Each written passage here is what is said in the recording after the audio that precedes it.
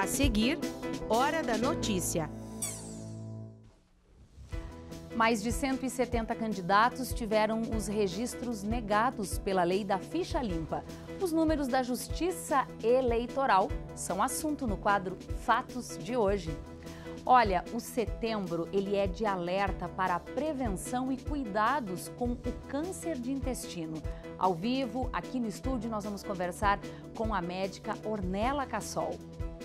Você sabe a hora certa de levar a criança pela primeira vez ao dentista? Os cuidados com a saúde bucal devem começar muito antes dos primeiros dentinhos aparecerem. E ainda, começou a primeira semana Passo Fundo de cinema com a exibição ao ar livre em alguns bairros da cidade.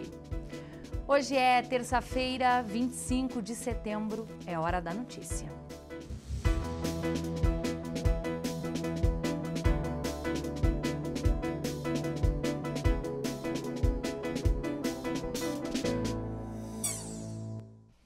O temporal de ontem causou estragos em Passo Fundo e região. Os principais problemas foram árvores e postes caídos e também destelhamentos.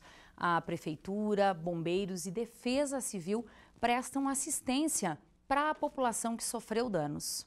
A semana começou instável em Passo Fundo e região. Aqui na cidade nós tivemos alguns destelhamentos e também alguns casos por conta do vendaval. Quem fala comigo sobre o assunto é o coordenador da Defesa Civil aqui da cidade, Huberson Steven. E aí, Huberson, vamos falar sobre o levantamento. Que danos nós tivemos aqui na cidade hoje? Pois bem, na verdade a gente teve alguns destelhamentos parciais, certo? E em torno de 11 destelhamentos parciais que já foram atendidos, as pessoas já foram distribuído lonas, né, para fazer aquela primeira intervenção para não molhar seus pertences, enfim, né?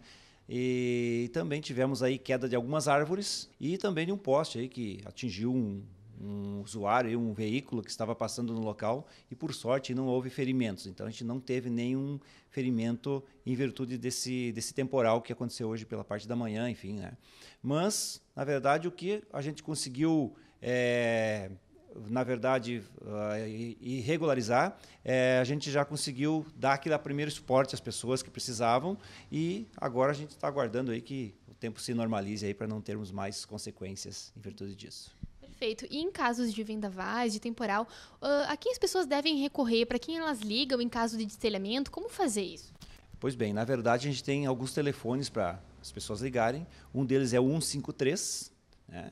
O 3311 4943 e também, obviamente, pode entrar em contato com o pessoal dos bombeiros, né, o Corpo de Bombeiros, que a gente tem uma ligação, a gente trabalha em conjunto aí com o pessoal dos bombeiros, enfim.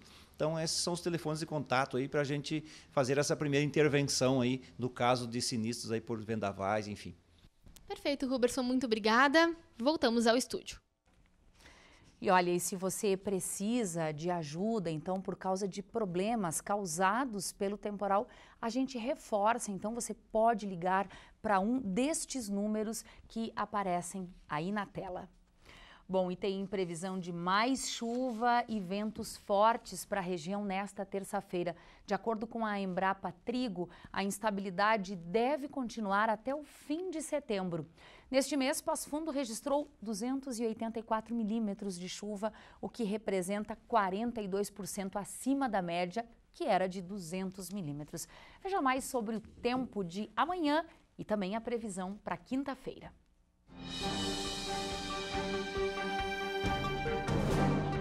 A previsão é de tempo encoberto com possibilidade de chuva para esta quarta-feira, mínima 18 e máxima 21 graus. A instabilidade permanece na quinta-feira com um tempo encoberto e previsão de chuva, mínima 16 e máxima 20 graus. Setembro é o mês de alerta para prevenção e cuidados com o câncer de intestino.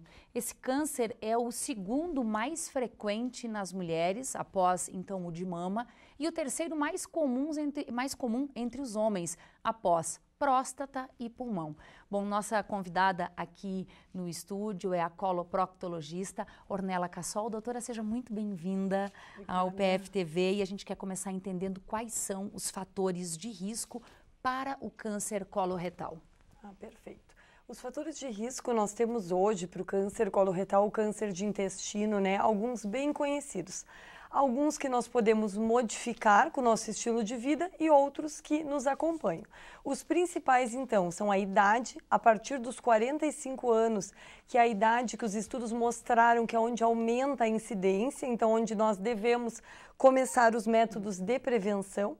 A história familiar, principalmente quem tem parentes de primeiro, segundo grau, e aqueles fatores que nós podemos modificar, como a alimentação, né?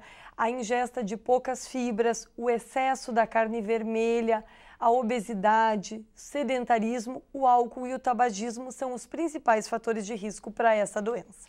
Bom, você falou aí que parentes, né, essa questão genética pode interferir. Então, a gente quer entender melhor, doutora, quem tem parentes de primeiro grau com câncer intestinal ou quem teve parentes com pólipos, por exemplo, precisa de uma atenção diferenciada e talvez começar os cuidados antes dos 45 anos?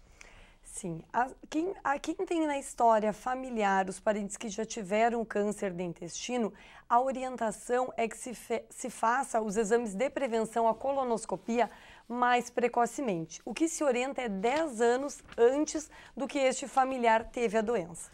Agora, o que mais nos chama a atenção é que normalmente as pessoas não têm sintomas de que estão desenvolvendo um câncer no intestino. E aí, doutora, faz como para saber a doença? Se tem a doença ou não? Essa é a grande questão das campanhas de prevenção e que às vezes os pacientes têm dificuldade de entender.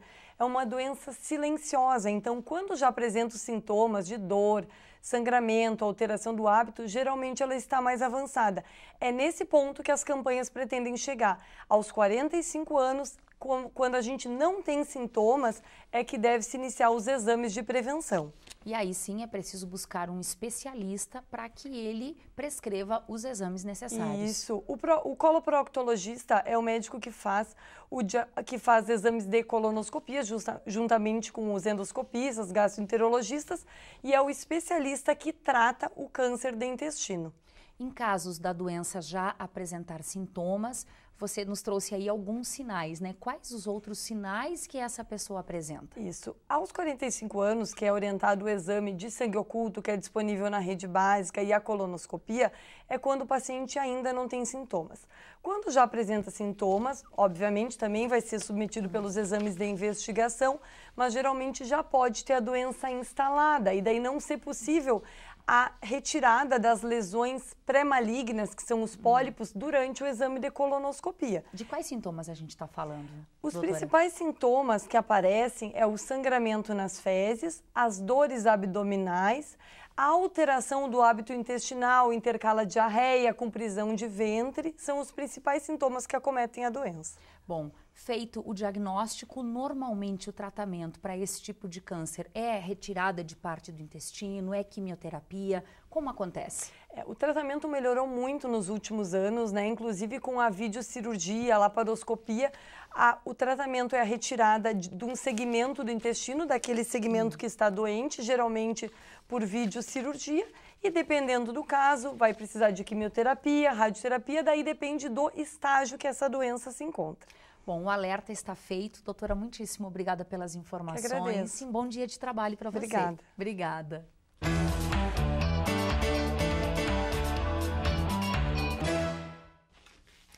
A Justiça Eleitoral divulgou os números oficiais de candidaturas no país. E esse é o assunto do quadro Fatos de hoje. Zumara. O Tribunal Superior Eleitoral rejeitou 1.888 candidaturas das 29.101 registradas neste ano. Isso representa 6,5% do total. E do total de recusas, 173 delas foram julgadas inaptas por causa da lei da ficha limpa. Entre eles, o ex-presidente Luiz Inácio Lula da Silva, que disputaria o Palácio do Planalto pelo PT. A falta de requisitos para registro, como a não comprovação de pleno exercício dos direitos políticos, alistamento eleitoral e também filiação partidária, foi o principal motivo para o indeferimento de candidaturas. A Justiça Eleitoral confirmou desta forma que estão aptos a receber os votos dos eleitores. Já no dia 7 de outubro, 27.213 candidaturas, um crescimento de cerca de 4% em relação a 2014. As 26 assembleias legislativas têm 1.035 cadeiras e 17.950 candidatos em todo o país, o que dá, em média, 17,34 concorrentes por vaga. Para as 513 vagas na Câmara dos Deputados, são 8.595 postulantes, ou 16,75 por vaga. Do total de candidatos, 13 disputam a presidência da República, 202 concorrem a governador dos 26 estados e do Distrito Federal e 358 postulam o Senado. Neste ano, estão em disputa 2 cadeiras de senador por estado, totalizando 54 vagas. O PSL foi o partido que lançou o maior número de candidatos país afora, 1.543, 5,3% do total, seguido do PSOL, com 1.347 concorrentes, e do Partido dos Trabalhadores, com 1.309 candidatos. Esses números estão lá na Justiça Eleitoral. Os assuntos que envolvem a política têm tomado conta aqui do quadro Fatos. Muito obrigada, Zumara. A gente espera por você amanhã. Tá certo. Obrigada. Bom, os problemas bucais frequentes na infância é o que a gente vai falar depois do intervalo. Nós já voltamos.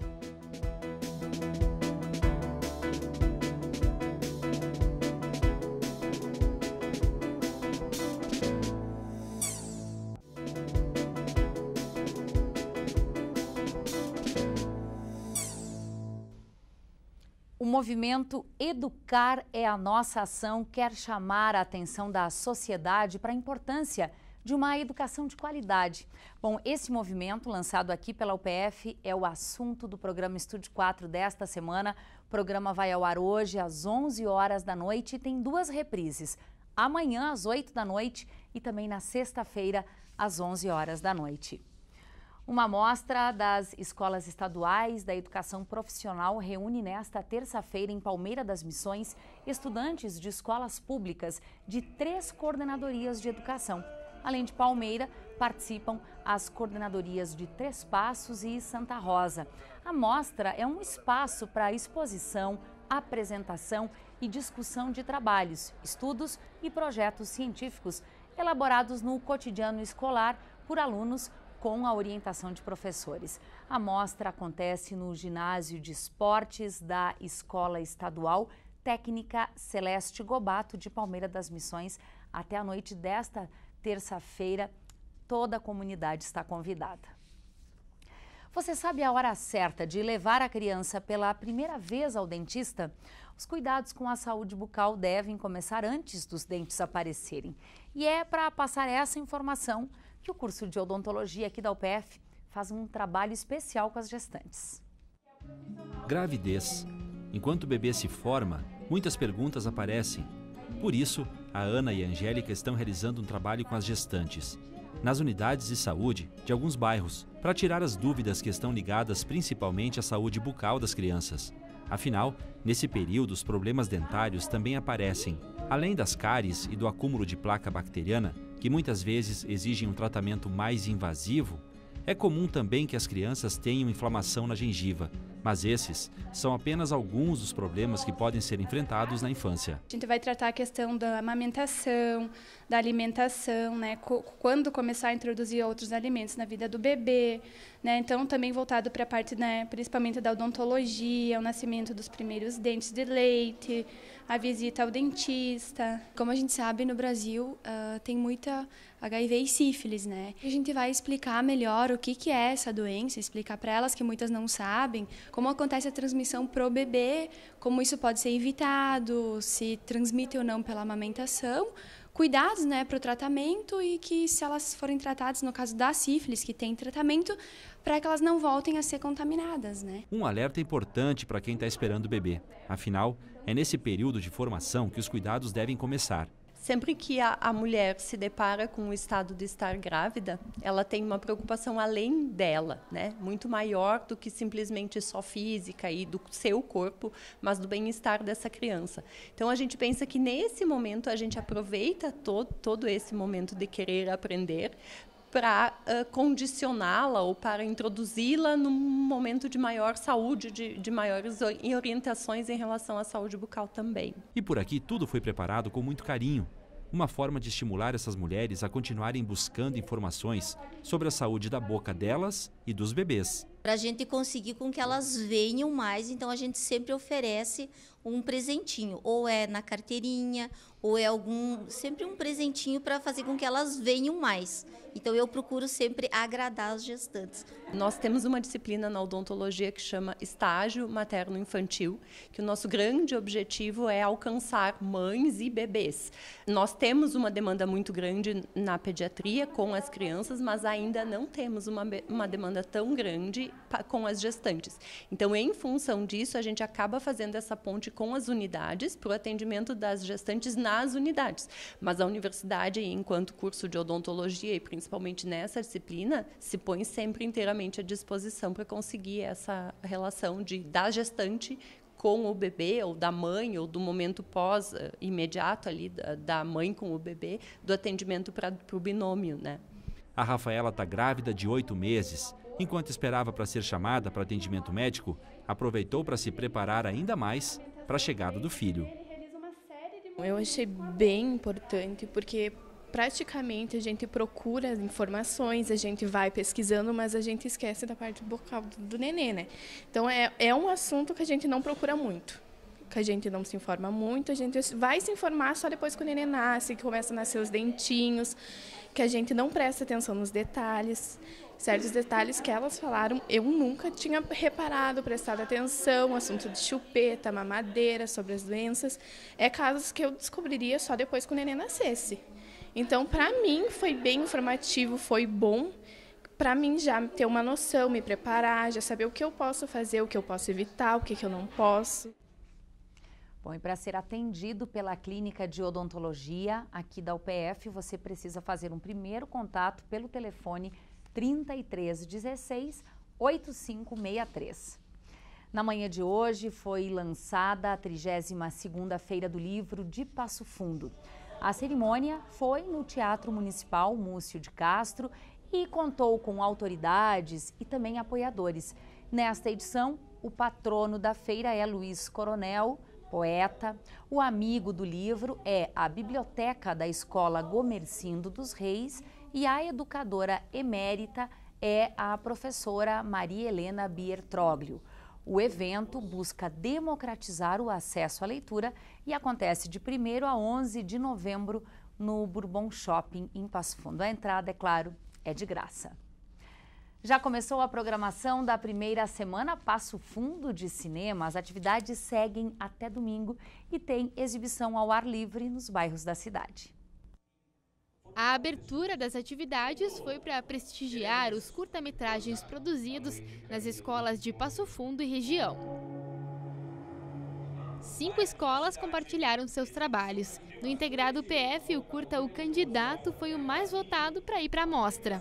Ele foi o vencedor do último festival e concorreu com os trabalhos que ficaram em primeiro lugar nas últimas 11 edições do evento. Os 10 dias de votação resultaram em mais de 18 mil votos, tudo para fazer bonito no evento. Nós temos eventos representativos da área do cinema, nós temos atores, nós temos produções locais, nós temos direções locais, nós temos toda uma logística, um material humano que trabalha com cinema e não estava tendo espaço para se mostrar. Aí nós estamos agora tendo essa oportunidade de uma semana inteira de eventos, com uma agenda plena, muito bonita, para quem quer atividade de estudos, para quem quer de diversão. A ideia da mostra é levar o cinema passofundense para os espaços públicos. É uma maneira de integrar as entidades, né? E fazer com que a gente crie essa ação do cinema de Passo Fundo. Depois a semana segue com várias exibições de filmes que foram produzidos aqui ou tem produtores, atores de Passo Fundo, né? E encerra lá no final de semana também com cinema ao ar livre, juntamente com o Sesc, uma grande mostra de cinema ao ar livre para a população. Entre as atividades da mostra, o público também pode conferir uma exposição que relembra o cinema em Passo Fundo. Ela está na galeria do Teatro Múcio de Castro. A entrada, claro, é de graça. E hoje à noite tem exibição no Teatro Municipal. A programação completa da Semana de Cinema você encontra no site da Prefeitura. O endereço é esse que aparece aí na tela. Essas foram as informações de hoje. E você já curtiu a página da UPF TV no Facebook? Dá um pulo e nos acompanhe também por lá. Obrigada pela sua companhia. A gente te espera amanhã ao vivo, ao 12h30.